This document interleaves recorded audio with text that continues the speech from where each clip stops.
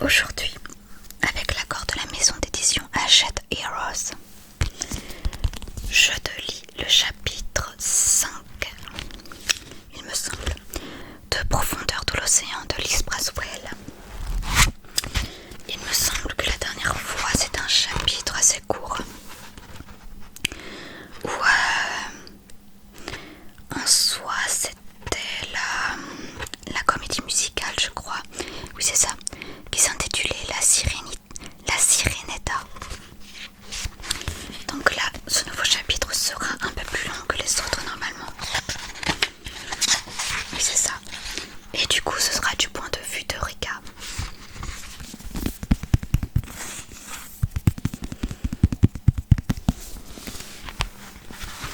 C'est parti. Chapitre 5. Chapitre 5. Chapitre 5. Eureka. La foule exulta. Si le sujet de l'opéra était un peu fantastique, la fin amère et l'orchestration légèrement simpliste, comparée à l'œuvre de musiciens plus professionnels et aguerris, cela n'avait aucune importance. Jusqu'à ce jour, jamais l'amphithéâtre n'avait résonné d'autant d'applaudissements, de cris, de battements de pieds et de sifflets. Les spectateurs lancèrent tellement de roses à la Sirenetta et à la sorcière des mers que les cantatrices manquèrent de se blesser sur leurs épines. Tout le monde en redemandait. Et pourquoi pas, lança le prince Eric, un spectacle gratuit pour tous les habitants de la ville, à la fin de l'été pour la Saint-Folle Alberta. Les acclamations redoublèrent d'intensité. Les places nobles les plus proches de la loge royale firent preuve d'un enthousiasme contenu et respectueux de mise, sans quitter le couple princier des yeux. Seul un imbécile pouvait ignorer les similitudes entre la sorcière des mers et la splendide épouse du prince Vanessa. Ce soir-là, dans les grandes demeures en pierre, autour de petites coupes de chocolat et de verres en cristal remplis de brandy, les longues discussions porteraient principalement sur les 1001 interprétations possibles des paroles de l'opéra.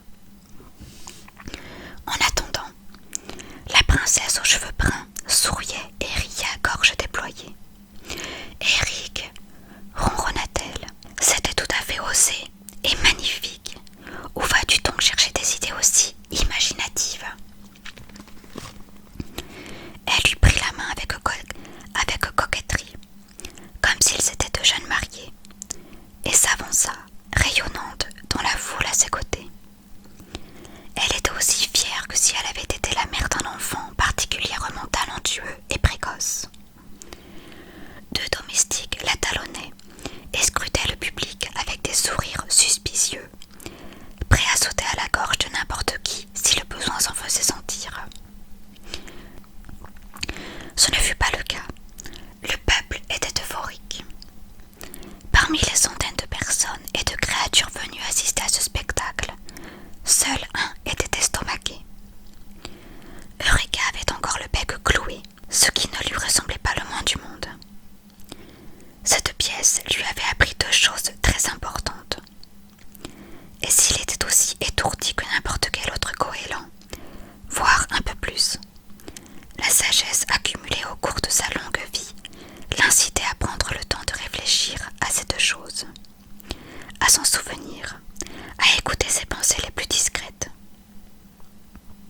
Le prince Eric se souvient de tout, cria-t-il soudain, même avec le sang qu'elle lui a jeté. C'était la première chose, la plus simple. Eureka était présent quand la sirène sur pied avait échoué à conquérir le cœur d'Eric. Le soleil s'était couché et le prince avait épousé Vanessa. Le goéland avait assisté au combat qui avait éclaté entre les puissances ancestrales, auxquelles les peintures et les décors en papier mâché étaient loin de rendre justice. Il avait vu les océans gonflés et les flots fendus par le pouvoir de Triton. Il avait vu le roi des mers échanger sa vie contre celle de sa fille, avant d'être anéanti par Ursula. La jeune fille rousse était redevenue une sirène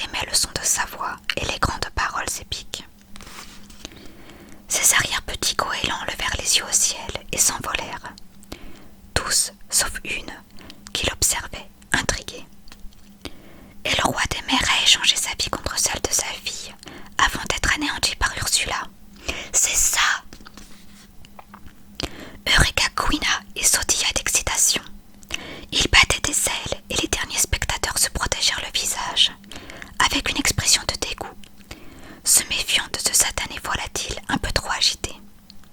Le roi Triton est toujours vivant. Pardon, demanda poliment sa descendante. Tu ne vois pas, lui répondit Eureka en pointant la scène du bout de l'aile.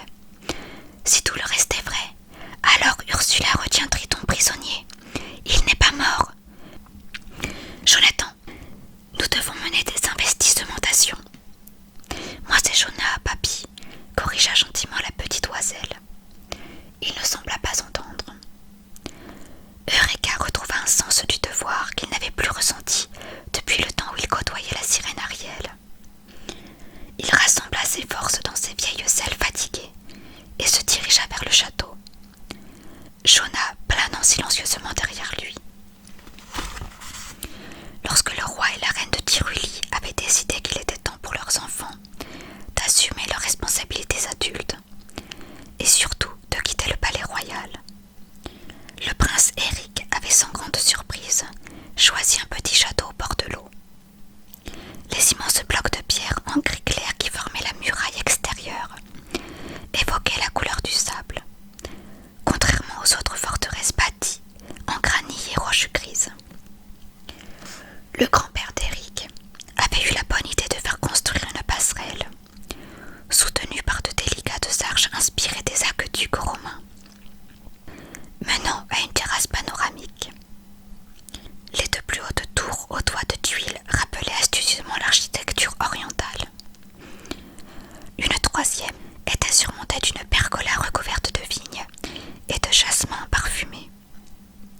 La grande salle à manger officielle, autre ajout moderne, avait été décorée du sol au plafond selon la dernière mode. Toutes les pièces nobles ou destinées à recevoir du public donnaient sur la mer, de même que toutes les chambres du château, à l'exception des quartiers des domestiques. Le palais faisait la fierté de ses habitants et des villageois. Les jeunes gens venus de Bertlandie, pour leur grand tour, ne manquaient pas de s'y arrêter pour tenter d'en immortaliser la beauté sur papier. Toutefois, ce qui passionnait le plus les sujets zélés du royaume, c'étaient les fenêtres. Tous les oiseaux de la région savaient pertinemment lesquels donnaient directement sur les cuisines. C'étaient les fenêtres les plus importantes de toutes. Des coquillages cuits, parfois avec encore un peu de chair dessus, des avalanches de miettes rances, de la viande oubliée, des fruits pourris. Tous ces mets délicats étaient jetés sans cérémonie par les fenêtres, dans un coin caché du lagon. Caché des humains, du moins. Il était aussi bien connu que la comtesse Gertrude, une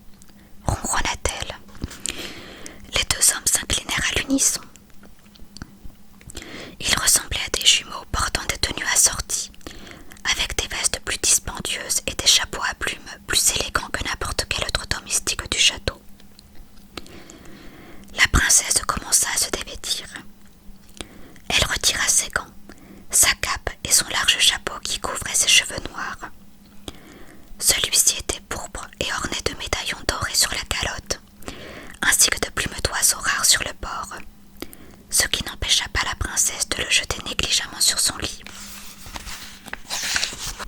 Elle fredonnait doucement l'un des airs de l'opéra, l'aria de la sirène, puis se mit soudain à chanter à tue-tête, ce qui fit vaciller les deux goélands. Son chant n'avait rien à voir avec celui d'Ariel. Oh, bien sûr, c'était effectivement la voix de la sirène, et il n'y avait pas la moindre fausse note. Mais Vanessa chantait trop fort. Ses paroles n'avaient pas d'âme et les notes ne coulaient pas aussi harmonieusement. C'était comme si un enfant doué, mais sans expérience de la vie, avait reçu l'ordre de chanter l'histoire d'une femme se laissant mourir de chagrin pour la perte de son seul amour. Eureka fit de son mieux pour ne pas grimacer. Les goélands n'avaient pour ainsi dire pas de talent musical inné, comme aimaient à le leur rappeler les autres oiseaux. Mais ce chant, avec la voix d'Ariel, sonnait malgré tout comme un blasphème. Vanessa ricana, bourdonna et éructa toutes sortes de borborigmes qu'Ariel n'aurait jamais osé faire. Tu aimes, ô puissant roi des mers, la petite chansonnette de la sirène languissante. Je ne vois pas de puissant roi des mers, murmura le jeune goéland à Eureka. Elle peut être folle. Son aïeul ne répondit pas. Il plissa le front, baissa la tête et fouilla du regard la chambre de Vanessa dans ses moindres recoins. Mais il n'y avait rien, pas même un petit aquarium qui pourrait accueillir un polype. Vanessa s'arrêta devant son imposante collection de bouteilles et de babioles disposées sur sa coiffeuse. Des parfums musqués dans de petites fioles de verre, des huiles exotiques dans des jarres en pierre rose, assez de brosses en poil de sanglier pour coiffer une armée de princesses. La seule chose qui lui manquait, ce que Eureka n'aurait pu savoir, c'était une servante pour faire ses ablutions à sa place.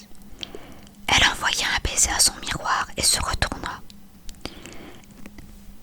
Elle disparut de la vue des oiseaux pour fouiller dans sa garde-robe. Elle semblait tenir un objet, mais il était difficile d'en être sûr. Les deux goélands se penchèrent et s'étirèrent de tout leur long pour essayer de suivre ses mouvements. « Je suis sincèrement désolée que tu aies raté ce magnifique opéra, mon petit roi de lait, lança-t-elle depuis l'obscurité. Après un certain temps, elle revint vers le centre de la pièce, vêtue d'une robe en soie rose clair. Les oiseaux virent qu'elle portait une bouteille à moitié cachée dans sa manche bouffante. Mais je pense qu'Eric organisera prochainement une autre représentation. Non pas que tu aies l'occasion d'y assister, quel dommage. C'était si créatif. L'histoire d'une petite sirène qui perd son beau prince à cause d'une méchante sorcière des mers. Quelle garce! Elle s'arrêta, puis ouvrit ses délicates lèvres en grand, de plus en plus grand, et laissa échapper un rire détestable qui ne ressemblait en rien à celui d'Ariel. Elle se retourna pour observer la bouteille à la lumière de la fenêtre où trônaient les deux goélands, qui hoquetèrent de surprise. C'était un cylindre en verre étroit, semblable à ceux que les scientifiques et les médecins utilisaient pour leurs expériences. Il était surmonté d'un morceau de mousseline